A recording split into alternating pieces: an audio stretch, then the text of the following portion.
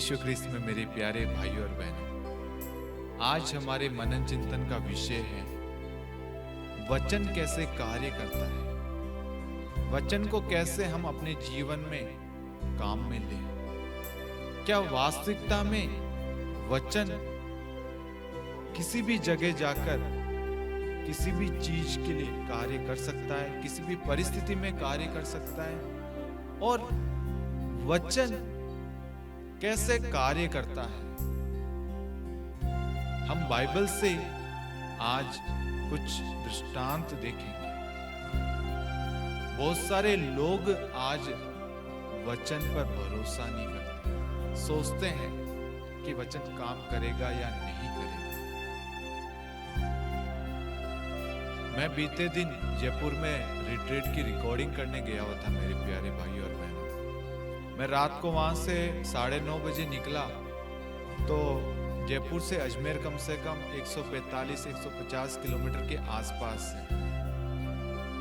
तो मैं दूदू, मतलब जयपुर और अजमेर के बीच में एक जगह पड़ती है दूदू, वहां आते कार का पेट्रोल जो था वो येलो बत्ती होती है जिसमें बताते हैं कि हम कुछ 50 किलोमीटर 7 लीटर कुछ पेट्रोल बचता है। मुझे गाड़ी के बारे में इतनी नॉलेज नहीं है।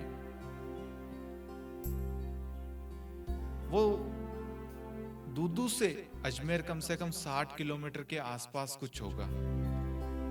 तो दूदू आते ही गाड़ी का सिग्नल जो है वो पेट्रोल का वो येलो बत्ती पे आ गया, वो ब्लिंक कर रहा था बार बार। तो मेरे मन में एक सवाल आया और मैंने प्रभु को तुरंत कहा, प्रभु मुझे नहीं पता है ये गाड़ी इस पेट्रोल में घर पहुंचेगी और घर से चर्च जाने जितना पेट्रोल इस गाड़ी में रहना चाहिए।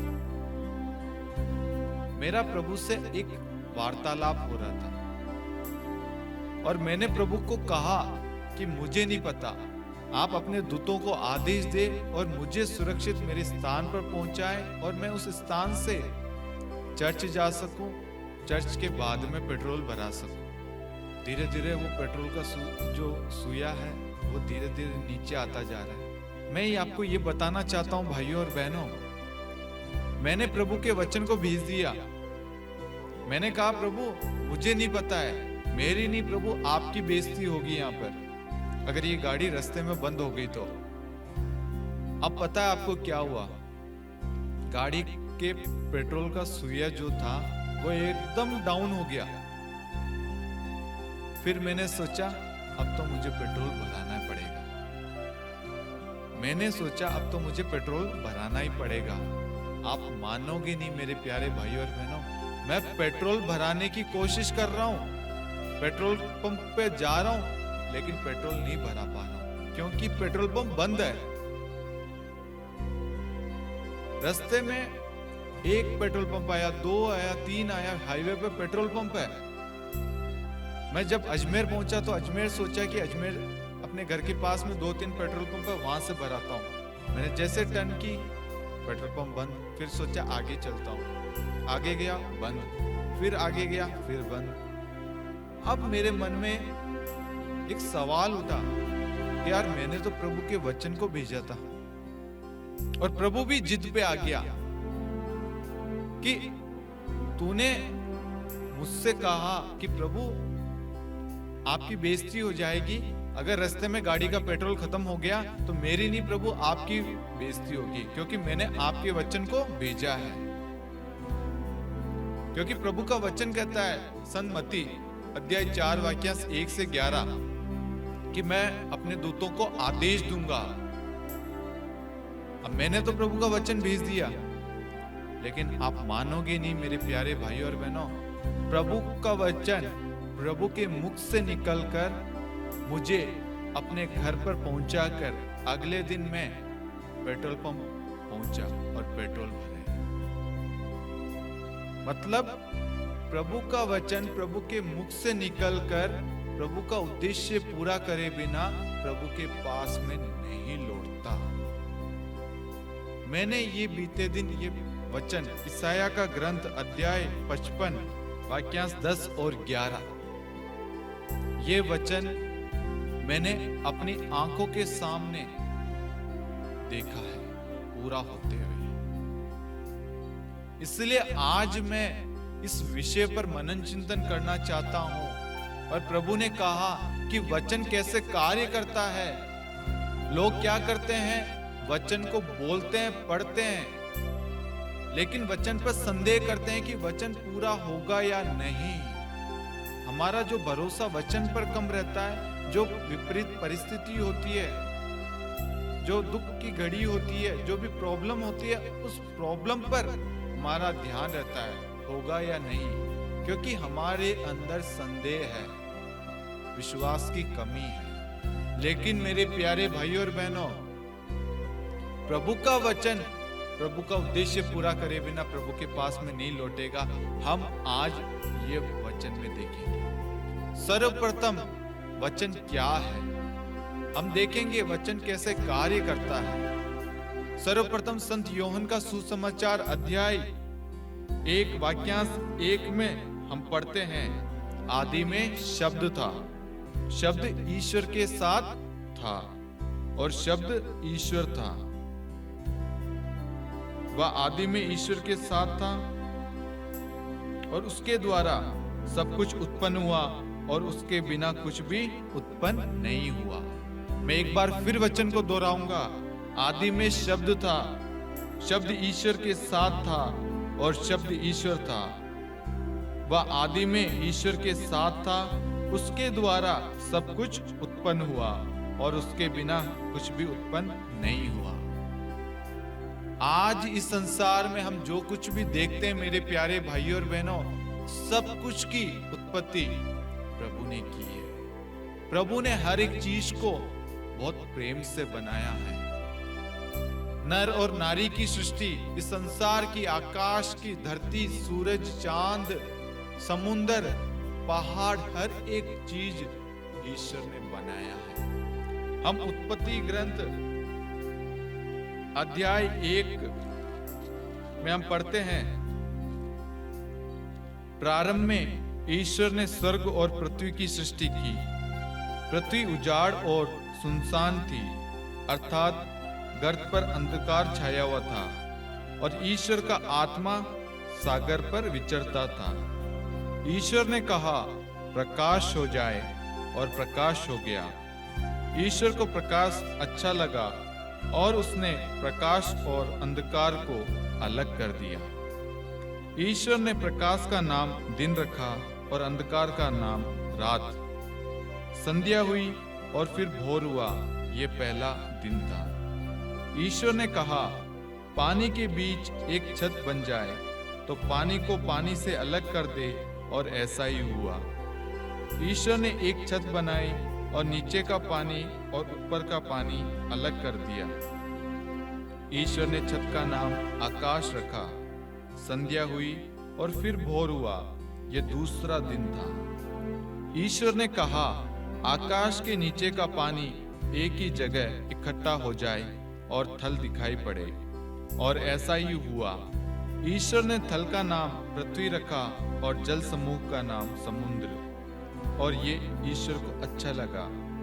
ईश्वर ने कहा, पृथ्वी पर हरियाली लहराए, बीजदार पौधे और फलदार पेड़ उत्पन्न हो जाएं, जो अपनी अपनी जाति के अनुसार बीजदार फल लाए, और ऐसा ही हुआ।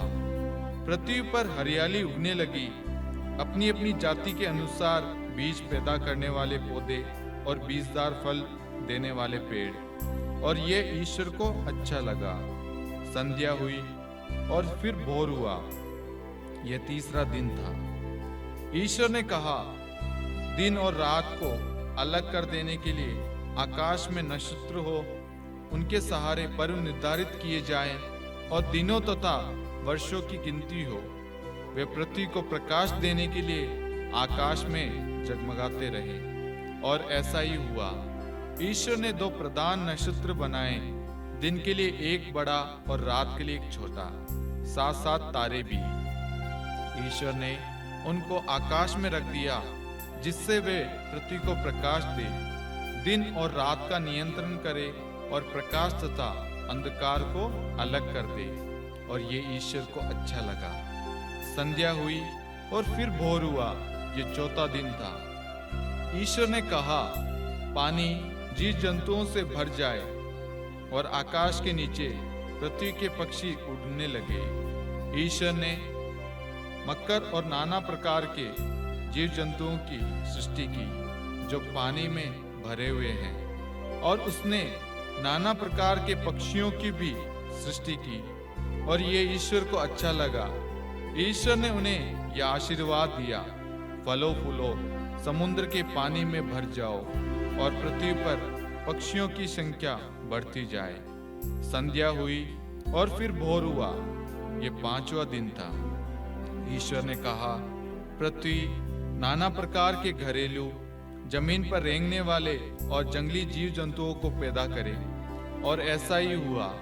ईश्वर ने नाना प्रकार के जंगली, घरेलू और जमीन पर रेंगने वाले जीव जंतुओं को बनाया, और ये ईश्वर को अच्छा लगा। ईश्वर ने कहा, हम मनुष्यों को अपना प्रतिरूप बनाएं, वह हमारे सदृश हो। वह समुद्र की मछलियों, आकाश के पक्षियों, घरेलू और जंगली जानवरों और जमीन पर रेंगने वाले सब जीव जंतुओं पर शासन करे। ईश्वर ने मनुष्य को अपना प्रतिरूप बनाया, उसने उसे ईश्वर का प्रतिरूप बनाया। उसने नर और नारी के रूप में उनकी सृष्टि की। ईश्वर ने ये कहकर उन्हें आशीर्वाद दिया, फलो फूलो, पृथ्वी पर फैल जाओ और उसे अपने अधीन कर लो। समुद्र की मछलियों, आकाश के पक्षियों और पृथ्वी पर विचरने वाले सब जीव जंतुओं पर शासन करो। ईश्वर ने कहा, मैं तुमको पृथ्वी पर के बीज पैदा करने वाले सब पौधे और बीजदार फल देने वाले सब पेड़ देता हूँ, वह तुम्हारा भोजन होगा। मैं सब जंगली जानवरों को, आकाश के सब पक्षियों, पृथ्वी पर विचरने वाले जीव जंतुओं को उनके भोजन के लिए पौधों की हरियाली देता हूँ, और ऐसा ही हुआ। ईश्वर ने अपने द्वारा बनाया हुआ सब कुछ देखा, और ये उसको अच्छा लगा। संध्या हुई, फिर से भोर हुआ, ये छठा दिन था। इस प्रकार आकाश तथा पृथ्वी और जो कुछ उनमें है सबकी सृष्टि पूरी हुई। सातवें दिन ईश्वर का किया हुआ कार्य समाप्त हुआ। उसने अपना समस्त कार्य समाप्त कर सातवें दिन विश्राम किया। ईश्वर ने सातवें दिन को आशीर्वाद दिया और उसे पवित्र माना, क्योंकि उस दिन उसने सृष्टि का समस्त कार्य समाप्त कर विश्राम किया था। यह है आकाश और पृथ्वी की उत्पत्ति का वृत्तांत। हम इन वचनों में पाते हैं मेरे प्यारे भाइयों और बहनों कि आदि में शब्द था, और जो शब्द है, जो वचन है, वह ईश्वर है। अब ये ईश्वर का वचन कैसे कार्य करता है? हमने देखा उत्पत्ति ग्रंथ अध्याय 1 और अध्याय 2 में कि प्रभु ने शब्द मात्र से आकाश और पृथ्वी को बनाया, जीव जंतुओं को बनाया, हर एक चीज की सृष्टि की वचन के द्वारा, अपने शब्द के द्वारा। पृथ्वी उजाड़ थी, प्रभु ने उसे समतल बनाया। जीव जंतुओं को बनाया, पेड़ पौधे बनाए, हर एक चीज को प्रभु ने अपने शब्द से बनाया। नर और नारी की सृष्टि की, और प्रभु ने हर एक चीज को आशीर्वाद प्रदान किया, क्योंकि प्रभु को अच्छा लगा। प्रभु ने अपने शब्द मात्र से सृष्टि की रचना की है।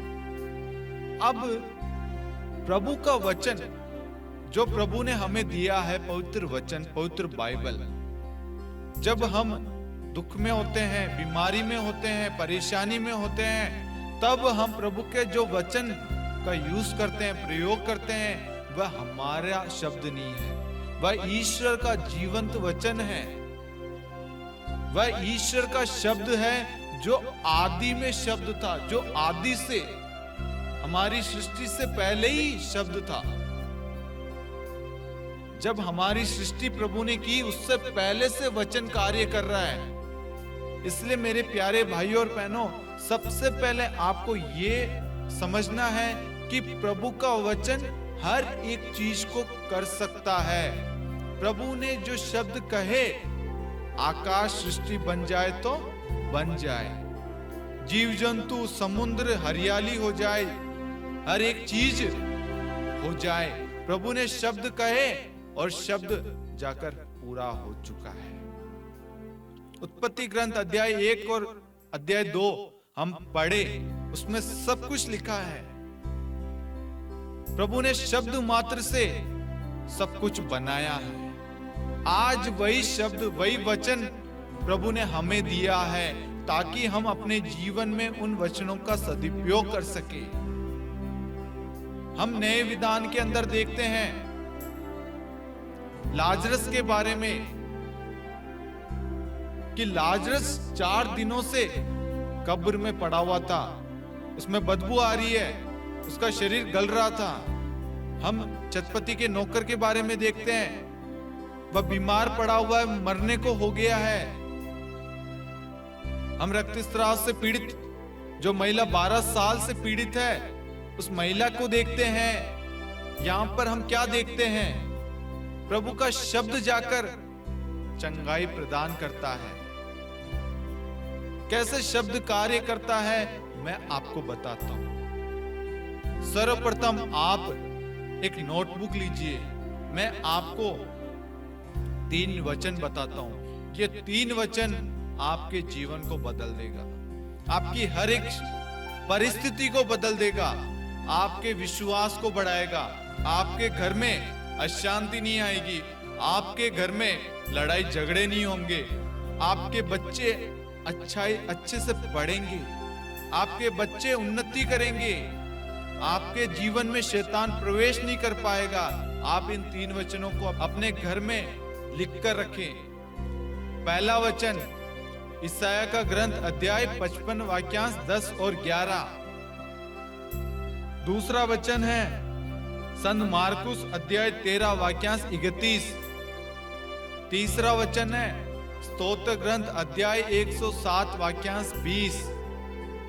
स्तोत्र ग्रंथ अध्याय 107 वाक्यांश 20। ये 3 वचन आप हर परिस्थिति में काम में लीजिए।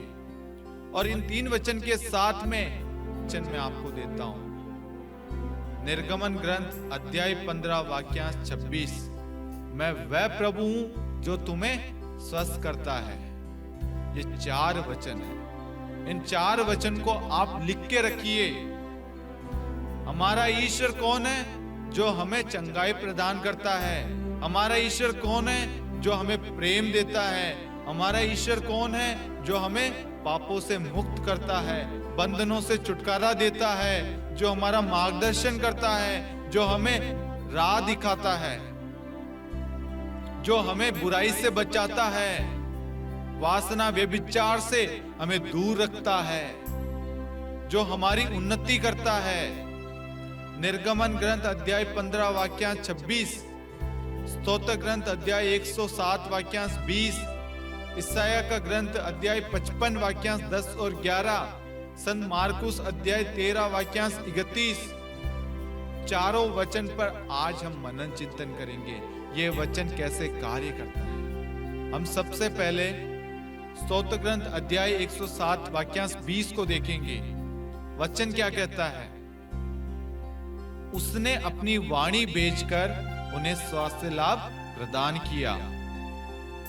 उसने अपनी वाणी भेजकर उन्हें स्वास्थ्य लाभ प्रदान किया और कब्र से उनका उद्धार किया। वचन ध्यान रखना, उसने यानी ईश्वर ने अपनी वाणी भेजकर उन्हें स्वास्थ्य लाभ प्रदान किया और कब्र से उनका उद्धार किया। ईश्वर का वचन ईश्वर भेज रहा है। ईश्वर अपना शब्द भेजकर स्वास्थ्य लाभ प्रदान कर रहा है। जो कब्र में है, जो बीमार है, जो अंतिम सैया पर है, जो हॉस्पिटल में आईसीयू में वेंटिलेटर पर है, प्रभु अपने शब्द को भेजकर उनको चंगाई प्रदान कर रहा है और उन्हें मृत्यु से मुक्त कर रहा है, मृत्यु से बचा रहा है, उनका उद्धार कर रहा है। स्तोत्र ग्रंथ अध्याय 107 वाक्यांश 20। इस वचन को अपने हृदय में आप सुरक्षित रखना। प्रभु अपना वचन भेजकर आपकी हर एक परिस्थिति को बदल रहा है, आपकी बीमारी को, आपके कर्जे को आपको छुटकारा दे रहा है, आपको आजाद कर रहा है, आपकी मदद कर रहा है, आपकी सहायता कर रहा है, आपके दुख में आपको सांत्वना दे रहा है प्रभु का वचन। और ये वचन कैसे कार्य कर रहा है हम देखेंगे। संत मत्ती अध्याय 9 वाक्यांश 20 से हम 22 तक पढ़ेंगे। उस समय एक स्त्री ने, जो 12 बरस से रक्तस्राव से पीड़ित थी, पीछे से आकर ईसा के कपड़े का पल्लू छू लिया, क्योंकि वह मन ही मन कहती थी, यदि मैं उनका कपड़ा भर छूने पाऊं तो चंगी हो जाऊंगी। ईसा ने मुड़कर उसे देख लिया और कहा, बेटी ढारस रखो, तुम्हारे विश्वास ने तुम्हें चंगा कर दिया है। और वह स्त्री उसी क्षण चंगी हो गई। लोग प्रभु को छूना चाहते हैं, क्यों? क्योंकि प्रभु से शक्ति, सामर्थ्य निकलता है, सामर्थ्य बहता है। संध्या होने पर लोग प्रभु के पास में लोगों को लाते थे, क्योंकि प्रभु से शक्ति निकलती है। ये जो 12 साल से रक्तस्राव से पीड़ित महिला, कितना उपचार किया होगा। 12 साल से वह बीमार पड़ी है, उसने डॉक्टरों को दिखाया होगा उस वक्त, जो भी वेद होते थे, जो भी थे, लेकिन कहीं पे भी उसका इलाज नहीं हुआ। अंत में वह मन ही मन विश्वास करती है कि यीशु का वचन मुझे चंगा कर सकता है। यीशु का वचन अर्थात यीशु मसीह मुझे चंगाई प्रदान कर सकता है। और चंगाई कैसे प्रदान करता है? वह मन ही मन विश्वास करती है कि यदि मैं प्रभु के पल्लू भर भी उस कपड़े को छू लूं, टच कर लूं, तो मैं चंगी हो जाऊंगी।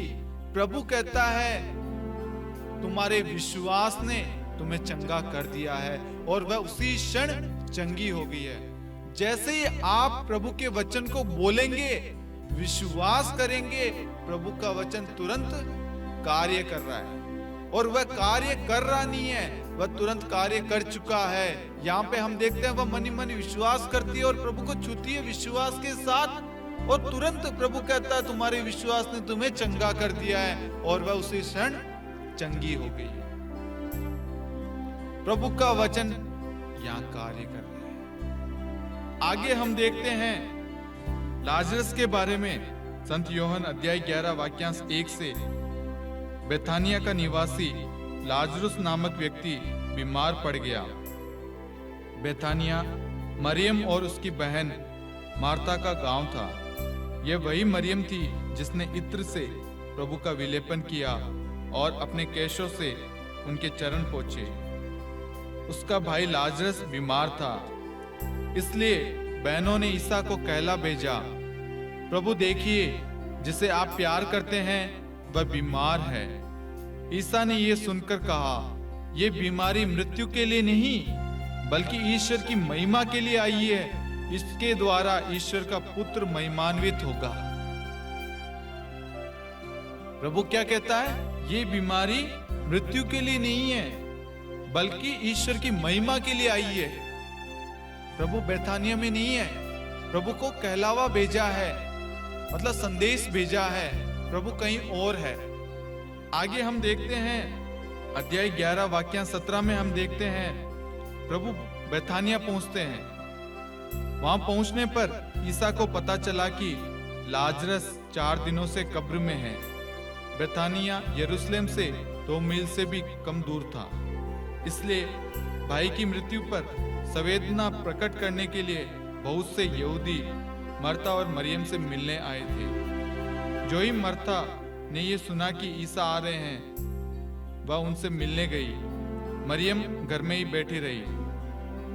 मर्ता ने ईसा से कहा, प्रभु यदि आप यहाँ होते तो मेरा भाई नहीं मरता, और मैं जानती हूँ कि आप अब भी ईश्वर से जो कुछ मांगेंगे ईश्वर आपको वही प्रदान करेंगे। ईसा ने उससे कहा, तुम्हारा भाई जी उठेगा। मार्था ने उत्तर दिया, मैं जानती हूँ कि वह अंतिम दिन के पुनरुत्थान के समय जी उठेगा। ईसा ने कहा, पुनरुत्थान और जीवन मैं हूँ। जो मुझ में विश्वास करता है वह मरने पर भी जीवित रहेगा, और जो मुझ में विश्वास करते हुए जीता है वह कभी नहीं मरेगा। क्या तुम इस बात पर विश्वास करती हो? उसने उत्तर दिया, हाँ प्रभु, मैं दृढ़ विश्वास करती हूँ आप वह मसीह ईश्वर के पुत्र है जो संसार में आने वाले थे। वह ये कहकर चली गई और अपनी बहन मरियम को बुलाकर उसने चुपके से उससे कहा, गुरुवर आ गए हैं, तुमको बुलाते हैं। ये सुनते ही वह उठ खड़ी हुई और ईसा से मिलने गई। ईसा अब तक गांव नहीं पहुंचे थे, वह उसी स्थान पर थे जहां मर्ता उनसे मिली थी। जो यहूदी लोग संवेदना प्रकट करने के लिए मरियम के साथ घर में थे, वह ये देखकर कि वह अचानक उठकर बाहर चली गई, उसके पीछे हो लिए, क्योंकि वे समझते थे कि वह कब्र पर रोने जा रही है। मरियम उस जगह पहुंची जहां ईसा थे। उन्हें देखते ही वह उनके चरणों पर गिर पड़ी और बोली, प्रभु, यदि आप यहाँ होते तो मेरा भाई नहीं मरता। ईसा ने उसे और उसके साथ आए हुए यहूदियों को रोते देखकर बहुत व्याकुल हो उठे और आह भरकर बोले, तुम लोगों ने उसे कहाँ रखा है? उन्होंने कहा, प्रभु आइए और देखिए। ईसा रो पड़े। इस पर यहूदियों ने कहा, देखो वे उसे कितना प्यार करते थे। किंतु कुछ लोगों ने कहा, इन्होंने तो अंधे को आंख दी, क्या वे उसको मृत्यु से नहीं बचा सकते थे? कब्र के पास पहुंचने पर ईसा फिर बहुत व्याकुल हो उठे। वे कब्र एक गुफा थी जिसके मुंह पर एक बड़ा पत्थर रखा हुआ था। ईसा ने कहा, पत्थर हटा दो। मृतक की बहन मार्ता ने उससे कहा, प्रभु, अब तो दुर्गंध आती होगी, आज चौथा दिन है। ईसा ने उत्तर दिया, क्या मैंने तुमसे ये नहीं कहा कि यदि तुम विश्वास करोगी तो ईश्वर की महिमा देखोगी? इस पर लोगों ने पत्थर हटा दिया। ईसा ने आंखें ऊपर उठाकर कहा, पिता, मैं तुझे धन्यवाद देता हूँ, तूने मेरी सुन ली है। मैं जानता था कि तू सदा मेरी सुनता है। मैंने आसपास खड़े लोगों के कारण ही ऐसा कहा, जिससे वे विश्वास करे कि तूने मुझे भेजा है। इतना कहने के बाद ईसा ने उच्च स्वर से पुकारा, लाजरस बाहर निकल आओ। मृतक बाहर निकला। उसके हाथ और पैर पट्टियों से बंधे हुए थे और उसके मुख पर अंगोछा लपेटा हुआ था। ईसा ने लोगों से कहा, इसके बंधन खोल दो और इसे चलने फिरने दो। Hallelujah, hallelujah, hallelujah, hallelujah, hallelujah. Hallelujah. प्रभु यीशु बेथानिया से 2 मील की दूरी पर थे। प्रभु यीशु यरूशलेम में थे। जब प्रभु को संदेश पहुंचा, आपका प्रिय लाजरस बीमार है, तो प्रभु ने कहा, ये बीमारी मृत्यु के लिए नहीं, ये ईश्वर की महिमा के लिए आई है। आगे हम देखते हैं, जब प्रभु बेथानिया पहुंचते हैं, तब प्रभु कहते हैं, यदि तुम विश्वास करोगी तो ईश्वर की महिमा देखोगी। हमारे विश्वास करने से महिमा प्रकट होती है। हम देखते हैं, प्रभु का वचन कहता है, प्रभु कहते हैं वचन में, यदि तुम विश्वास करोगी तो ईश्वर की महिमा देखोगी। और हम देखते हैं, प्रभु पिता को धन्यवाद देता है और पुकार कर कहता है, लाजरस बाहर आओ। अब सोचिए कि गुफा कितनी दूर होगी और प्रभु कहां खड़े होंगे। प्रभु अंदर नहीं गए, प्रभु ने नहीं देखा। प्रभु जहां खड़े थे वहीं से ही प्रभु ने पुकारा, ऊंचे स्वर से कहा, लाजरस बाहर आओ। अब यहां देखना, एक व्यक्ति से दूसरे व्यक्ति तक क्या चीज गई है। प्रभु का शब्द उस गुफा के अंदर लाजरस के अंदर जाकर जान डालता है, जो 4 दिन से मृत पड़ा हुआ है। प्रभु का शब्द जाकर लाजरस के अंदर प्राणवायु फूंक रहा है, नया जीवन दान प्रदान कर रहा है। हम भूल जाते हैं कि प्रभु का वचन किसी भी परिस्थिति में संसार के किसी भी कोने में जाकर कार्य कर सकता है, लेकिन हमें विश्वास होना चाहिए कि हम जो वचन भेज रहे हैं ये ईश्वर का वचन है, ईश्वर का शब्द है। आज अधिकांश व्यक्ति जब प्रार्थना करते हैं बस संदेह करते हैं कि वचन पूरा होगा या नहीं होगा। प्रार्थना करने के बाद भी उनके मन में संदेह रहता है, विश्वास की कमी होती है, होगा नहीं होगा, प्रभु का वचन कार्य करेगा क्या। कभी कभी नकारात्मक ख्याल आते, प्रार्थना करने से कुछ नहीं होता, प्रभु के वचन को भेजने, बोलना, पढ़ना ये सब व्यर्थ है, क्योंकि शैतान नहीं चाहता कि हम प्रभु के वचन को हम पढ़े, बोले, भेजें, क्योंकि शैतान जानता है कि वचन से हम शैतान का सामना कर सकते हैं। इसलिए शैतान क्या करता है, हमारे अंदर, हमारे सोच में अपने विचार डाल देता है, वचन मत पढ़ो, प्रार्थना मत करो, वचन काम नहीं करता है। इसलिए मेरे प्यारे भाइयों और बहनों, मैंने आपको 4 वचन बताए। 3 वचन जो पहले मैंने बताए, ईसाया का ग्रंथ अध्याय 55 वाक्यांश 10 और 11, सन मार्कुस अध्याय 13 वाक्यांश 31, स्तोत्र ग्रंथ 107 वाक्यांश 20। जो वचन स्तोत्र 107 वाक्यांश 20 में है, उसने अपनी वाणी भेजकर उसे स्वास्थ्य लाभ प्रदान किया और कब्र से उद्धार किया। किसका? उसका उद्धार किया। जब हम यीशु के शब्द को भेजते हैं, यीशु का शब्द जाकर कार्य करता है, क्योंकि वचन कहता है, मेरी वाणी मेरे मुख से निकलकर व्यर्थी मेरे पास नहीं लौटती, मैं जो चाहता था वह उसे कर देती है और मेरा उद्देश्य पूरा करने के बाद ही वह मेरे पास लौट आती है। प्रभु ने क्या कहा था जब लाजरस का संदेश प्रभु तक पहुंचा कि आपका प्रिय बीमार है, तो प्रभु ने क्या कहा? प्रभु ने कहा, यह मृत्यु के लिए नहीं, ये ईश्वर की महिमा के लिए है। ईश्वर की इच्छा है कि प्रभु वहां जाकर अपनी महिमा प्रकट करे। स्तोत्र 107 वाक्यांश 20, उसने अपनी वाणी भेजकर उन्हें स्वास्थ्य लाभ प्रदान किया और कब्र से उद्धार किया।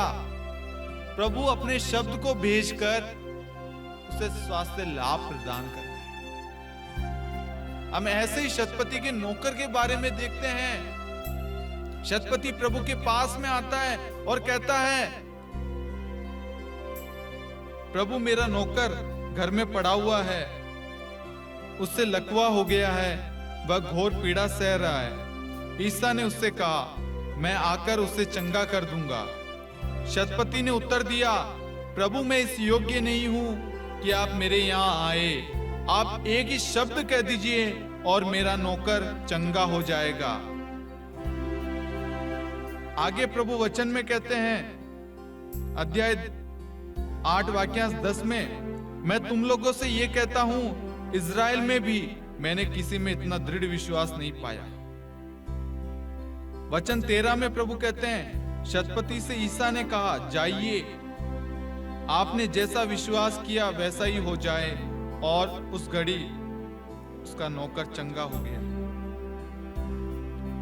जैसा हम विश्वास करते हैं, आप विश्वास के साथ प्रभु के वचन को भेजेंगे कि प्रभु मैं इस वक्त इस वचन को, जितने भी लोग इस प्रार्थना को देख रहे हैं, प्रार्थना में जुड़ने वाले हैं, जो भी विश्वास, जो भी प्रार्थना लेकर आए हैं, प्रभु का वचन जाकर इसी वक्त उनके जीवन में आशीष लाए, उनको अभिषेक प्रदान करे, उनको चंगाई दे।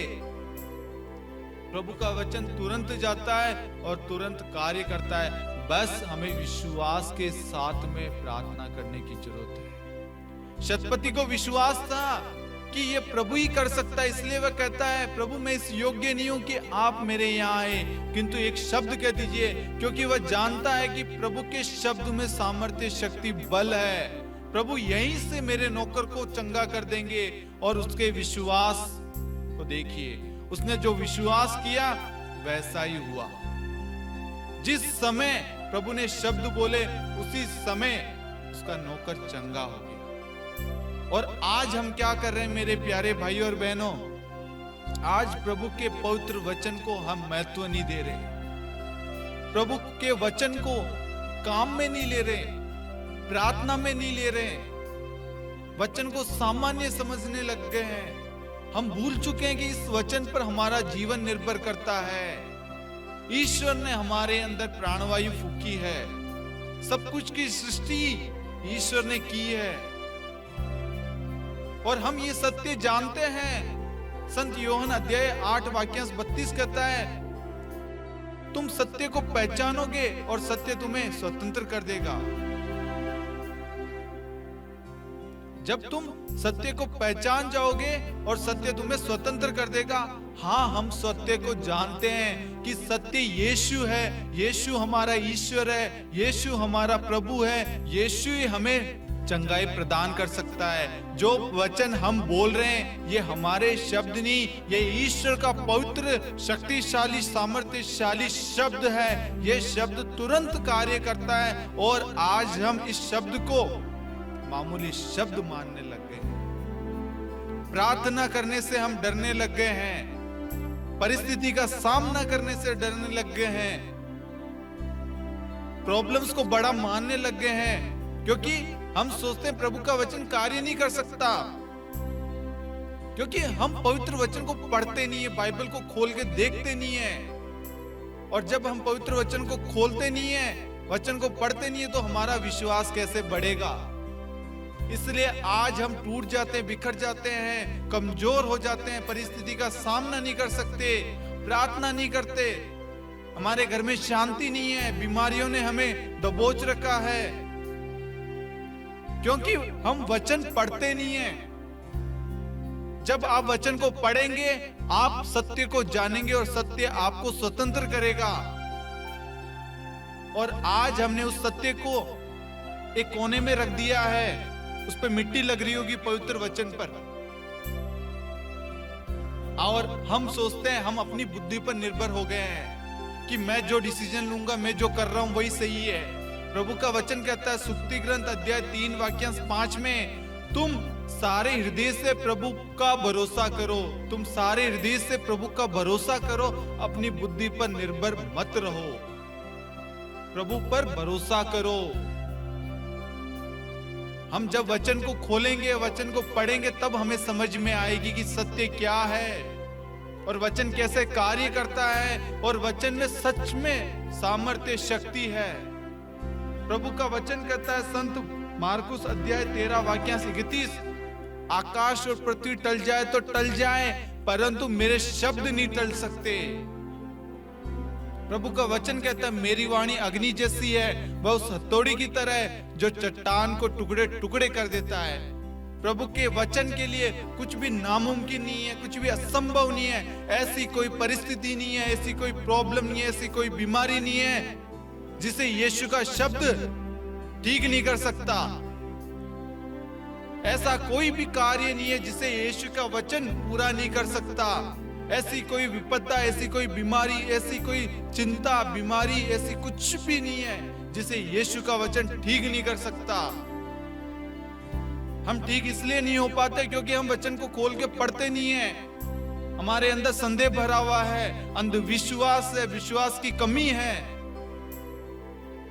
जब हम वचन को खोल के पढ़ेंगे तब हमें विश्वास आएगा, हमें सत्य मालूम चलेगा कि वचन में कितना सामर्थ्य है, वचन कैसे कार्य करता है, वचन का सदुपयोग कैसे करना है। मैं काफी दिनों से मेरे प्यारे भाइयों और बहनों इस वचन के ऊपर जोर देता जा रहा हूं, क्योंकि सच में बहुत दुख होता है आज हम इस पवित्र वचन को खोल के पढ़ते नहीं हैं। जिस वचन के द्वारा हमें जीवन मिलता है, हमें सामर्थ्य शक्ति मिलता है, हमारे विश्वास को बढ़ोतरी मिलती है, हमारा विश्वास और भरोसा बढ़ता है। जिस वचन से हमें प्रज्ञा, विवेक, ज्ञान, सद्बुद्धि मिलता है, जिससे हमें सन्मार्ग की शिक्षा मिलती है, जिससे हमें जीवन मिलता है, हम उस पवित्र वचन को खोल के पढ़ते ही नहीं है। आज संसार में यही चीज हो रही है और शैतान हर घर में इसी तरीके से कार्य कर रहा है। आपको प्रार्थना करने से रोक रहा है, आपको साधनाओं में जाने से रोक रहा है, चर्च जाने से रोक रहा है, मिस्सा बलिदान में जाने से रोक रहा है, प्रेयर मीटिंग में भाग लेने से रोक रहा है, परिवार में प्रार्थना करने से रोक रहा है, व्यक्तिगत प्रार्थना, पारिवारिक प्रार्थना, सामुदायिक प्रार्थना, हर चीज करने से आपको रोक रहा है। क्योंकि शैतान जानता है यदि आप वचन का ज्ञान प्राप्त कर जाएंगे, शैतान का शासन खत्म हो जाएगा, शैतान नष्ट हो जाएगा और शैतान अपने जाल, जो हमारे जीवन में शैतान ने जो जाल बिछाया हुआ है, वह जाल नष्ट हो जाएगा। इसलिए शैतान आज हमें प्रलोभन देता है, धन दौलत का, अलग अलग चीजों का हमें लालच देता है। जब भी हम प्रार्थना करने बैठते हैं तुरंत हमारा ध्यान भटका देता है, हमारे मार्ग से हमें भटका देता है, लालच लाता है, व्यभिचार, वासनाएं लाता है और हम भटक जाते हैं। इसलिए मेरे प्यारे भाइयों और बहनों, आज मैंने आपको 4 वचन मेन बताए हैं। प्रभु के सारे वचन मेन है, लेकिन आप इन 4 वचन को अपने घर के हर एक जगह लिख के रखो। निर्गमन ग्रंथ अध्याय 15 वाक्यांश 26, स्तोत्र ग्रंथ अध्याय 107 वाक्यांश 20, ईसाया का ग्रंथ अध्याय 55 वाक्यांश 10 और 11, संत मार्कुस अध्याय 13 वाक्यांश 31। इन 4 वचन को आप अपने दीवारों पे लिख ले। सुबह उठते वक्त, रात को सोते वक्त इन 4 वचन को आप पढ़ना शुरू करें विश्वास के साथ। आप जब इन वचन को देखेंगे, अपनी आंखों से आपके अंदर विश्वास बढ़ेगा। आप अपने कमरे में, अपने काम करने वाली जगह पे, अपने घर में एंट्री पर, हर जगह वचन को लगाइए। आप जो भी आए उनका विश्वास बढ़े। जब आप ऐसा करेंगे, आपका विश्वास देखना, आपके जीवन में बदलाव आएगा, आपकी विपरीत परिस्थिति बदल जाएगी, आपके कर्जे माफ हो जाएंगे, परिवार से बीमारियां, अशांति, लड़ाई झगड़े, वासनाएं, शराब की, नशे की लत, हर परिस्थिति बदल जाएगी। क्योंकि यीशु का वचन वहां पर अधिकार लेगा, यीशु का वचन वहां कार्य करेगा। इसलिए मेरे प्यारे भाइयों और बहनों, ईश्वर के वचन को अपना कवच बनाएं, ईश्वर के वचन को अपना जीवन में अधिकार दे। ईश्वर का वचन ही है जो हमें पाप से, बुराई से, अंधकार की शक्तियों से बचाता है। वचन कहता है ईश्वर के अधीन रहो और शैतान का सामना करो। यदि आपको शैतान का सामना करना है, शैतान के षड्यंत्रों को नष्ट करना है, तो आपको ईश्वर के वचन को अपना कवच बनाना पड़ेगा, ईश्वर के वचन को बोलना पड़ेगा और ईश्वर के वचन पर विश्वास करना पड़ेगा। जब आप विश्वास करेंगे, ईश्वर का वचन तुरंत जाकर वहां पर कार्य करेगा और आपको आजाद करेगा, आपके विश्वास को बढ़ाएगा। जिस भी चीज के लिए आपने प्रार्थना की है, वह प्रार्थना पूरी हो चुकी है, यह आपको विश्वास होना है और आपका विश्वास आपका उद्धार करेगा, आपके विश्वास को बढ़ाएगा और ईश्वर की महिमा वहां प्रकट करेगा। Hallelujah, hallelujah, hallelujah. हालेलुया। आज हमने ईश्वर के वचन को महत्व देना छोड़ दिया है,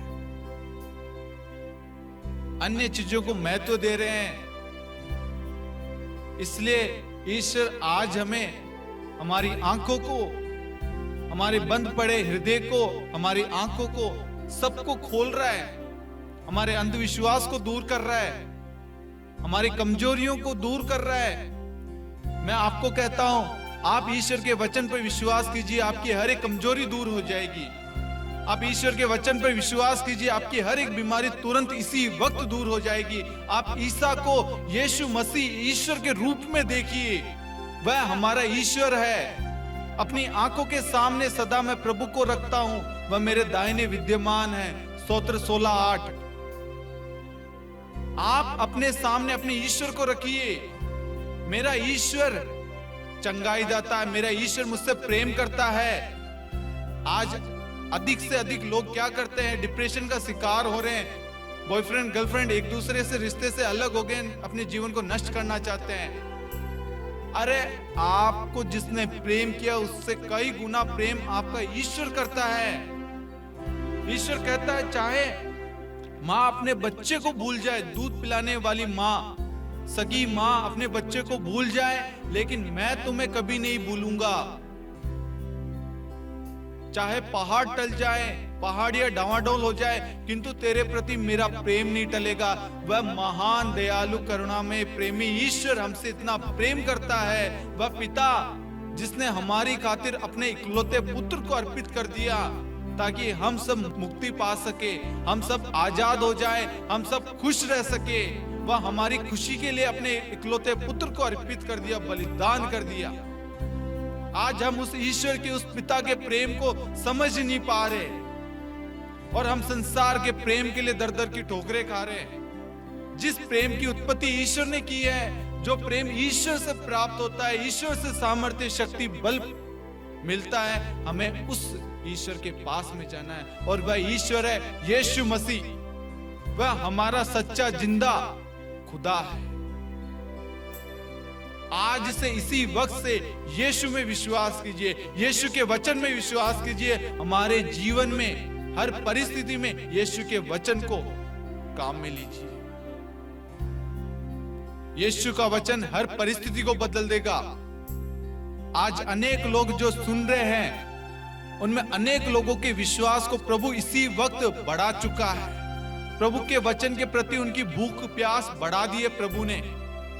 जिस वचन को वो मामूली समझते थे, महत्व नहीं देते थे, आज प्रभु उन्हें उसका मूल्य, उसका महत्व समझा रहे हैं। आज से पहले वे क्या कर रहे थे, वह उस शक्तिशाली, सामर्थ्यशाली, उस अनुग्रह, उस कृपा के हर चीज जो वचन से हमें मिलती है उससे दूर थे और भूल गए थे कि वचन से ही सब कुछ है।